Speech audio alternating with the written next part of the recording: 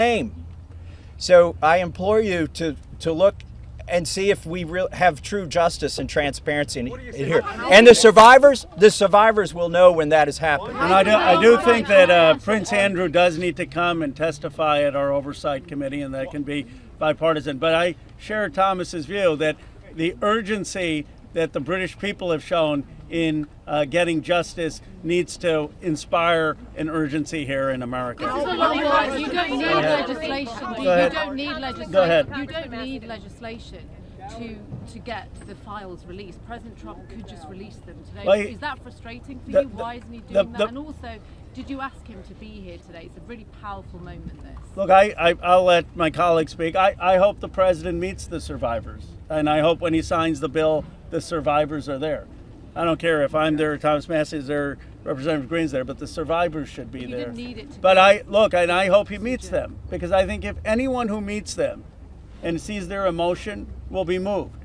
And my goal is to get justice here. So I hope he will meet them and really hear what's happened and actually take action. But the broader point is, yes, the president could order the Justice Department to release the files, but what in a constitutional democracy, what we're supposed to have is Congress says that the files should be released, and then it's not on the whim of any president. Then the Justice Department is compelled to release those files because that's the law of the land. Let's just take it. Yeah. Have you spoken to any Republicans in the Senate who are looking to, move this forward? So Senator Merkley is a Democrat. He's led the exact same legislation that Roe and I introduced in the House. One Republican co-sponsored his bill yesterday, and I have spoken to at least one more who says they will co-sponsor. The important thing about the Senate is that they need not to muck this bill up. There's a lot of attention on here. We've needlessly spent 4 months dragging this out. A duly elected representative, was denied her seat in Congress for 49 days, and it's time to pull the Band-Aid off. The Senate, it may be tempting for them to get cute and to do things that will limit the release of these documents. They are afraid that people will be embarrassed. Well, that's the whole point here. They need to be brought to justice, and embarrassment is no reason to stop it. So the Senate, John Thune, it's up to him. He needs to bring this to the floor of the Senate.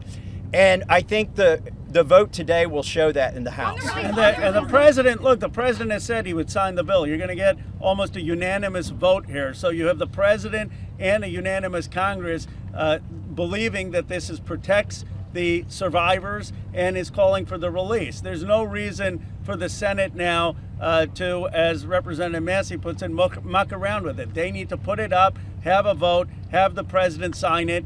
If there's any further protections, they can do that through the DOJ process. But what they should not do is delay a vote on a bill that the House is going to vote overwhelmingly for and that the president supports. On the release of these files, Congresswoman Greene, you raised the question of whether or not the Justice Department will actually release these files. Do you take the president at his word when he says he's going to sign this bill, and do you have confidence that these files will actually be released? I only take people's actions seriously, no longer words. And what do you think the president's actions? And I'll tell you, because I wasn't a Johnny-come-lately to the MAGA train. I was day one 2015, and there's a big difference in those Americans and those that decided to support President Trump later on. And I'll tell you right now, this has been one of the most destructive things to MAGA, is watching the man that we supported early on, 3 elections, for people that stood hours, slept in their cars to go to rallies, have fought for truth and transparency and to hold what we consider a corrupt government accountable. Watching this actually turn into a fight has ripped MAGA apart.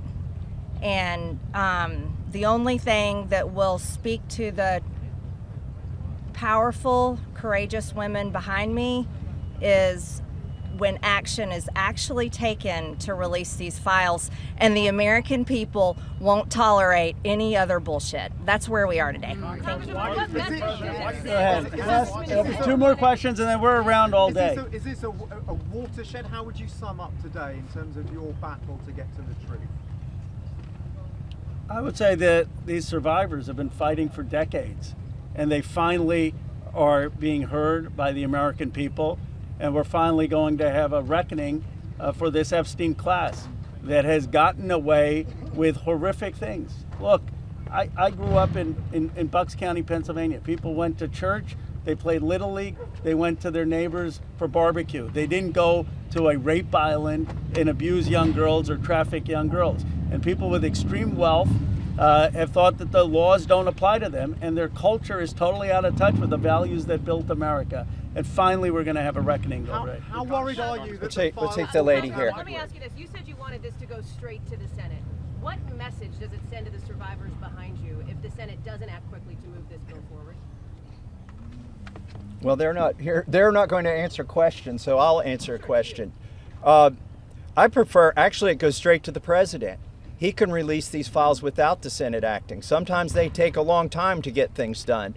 The House figured out a way to take 4 months to get this done. I think it's disrespectful to the survivors if they delay this. There's nothing more important than cleaning out the rot in this country. And this is rot, and it's not a partisan issue. And the senators need to get on this. Yes, the economy is important. Yes, international policy is important, but there's nothing more important than getting to this rot and cleaning it out. They should put it at the top of their agenda. As you know, there's a provision in the bill already that would allow the DOJ to not release certain information if it would jeopardize an active investigation. And the president just last week ordered his DOJ to conduct an investigation. What makes you think you would actually, if this bill passes, see these files, that the public would see them? There are 1,000 survivors. They can't open enough investigations to cover up everything that's in these files. And yes, it's true they can try to protect a few certain people or a few certain companies, but those investigations will eventually end. And in the meantime, there's not enough investigations to cover up 1,000 different crimes, 1,000 different rapes, 1,000 different sex trafficking instances. And this is not a moot point, even though they are doing that. And once this bill is signed into law, any career official at the DOJ or the FBI who does not comply with the law is at legal risk. It's no longer just up to the president. Look, we could have passed a simple resolution here in the House, and that would have been the end of it. Instead, we chose a very hard path, which is to get legislation, a law passed, which means it has to go through the House, the Senate, and be presented to the president. And that will have the force of law. They will be breaking the law if they do not release these files. Thank you very much. The president has fought so hard. Last question, and then release of these files. Why do you think he has fought so hard?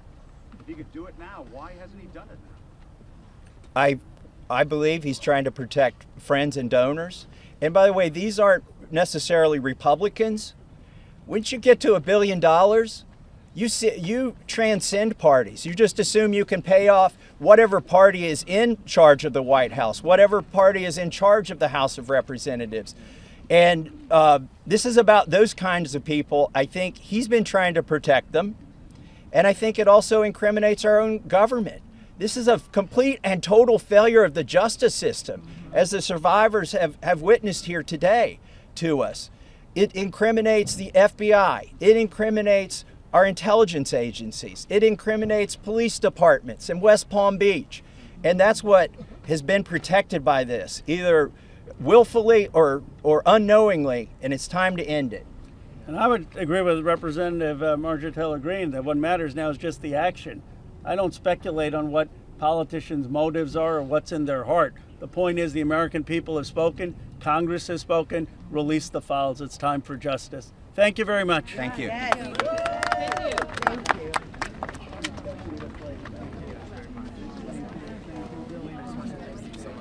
Very brave. Incredible.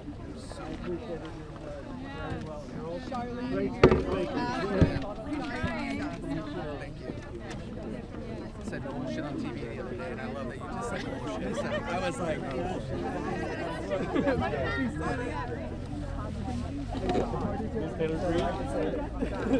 Ms. Taylor Greene, how is it to hear the victims today? Ms. Taylor Greene, how is it to hear the victims today? That, I just want to say, I am hopeful too. I didn't know that we would succeed when Roe and I started this effort. Most discharge petitions never make it, maybe only 4%. So we had long odds. But we had some brave women on the Republican side. My colleague Marjorie Taylor Greene is one of them, who's here with us today. You cannot even imagine the consequences that they have suffered. My colleague Lauren Boebert and my colleague Nancy Mace, they stood so strong. They put their names on a document in here, and then they were pressured in ways that you cannot even imagine, and they stood strong. And that's why we're here today. And they didn't take us seriously over at the executive branch or in the Senate, because they always thought they could flip one of these women. They could convince them or cajole them or intimidate them into taking their names off of this petition. But they did not succeed. This is a victory for those women and women all over the country today, and I'm just glad to be a part of it. With that, I want to introduce my colleague Marjorie Taylor Greene. Yes. Thank you, Thomas. Thank you, Ro. I woke up this morning and I turned to my weather app to check the temperature, and it was 32 degrees. And my first thought was, hell has froze over. I want to speak goodness and love and hope into the women standing behind me and all of the other survivors whose names you don't even know, but stand with these women. They are survivors, and they are strong, and they are courageous, and they are daughters of God. They are not victims. These women have fought the most horrific fight that no woman should have to fight, and they did it by banding together and never giving up.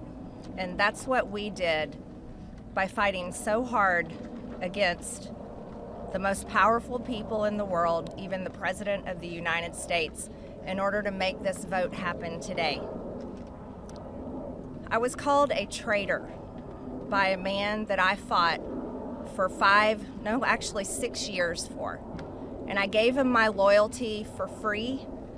I won my first election without his endorsement, beating 8 men in a primary. And I've never owed him anything, but I fought for him for the policies and for America first. And he called me a traitor for standing with these women and refusing to take my name off the discharge petition. Let me tell you what a traitor is. A traitor is an American that serves foreign countries and themselves. A patriot is an American that serves the United States of America and Americans like the women standing behind me. And I want to tell you that this only became possible today because the American people whom we serve as representatives here in Congress demanded that this vote happen, and they put more pressure on every single elected politician in this city than has ever been put on them. And today you are going to see probably a unanimous vote in the House to release the Epstein files. But the real fight will happen after that.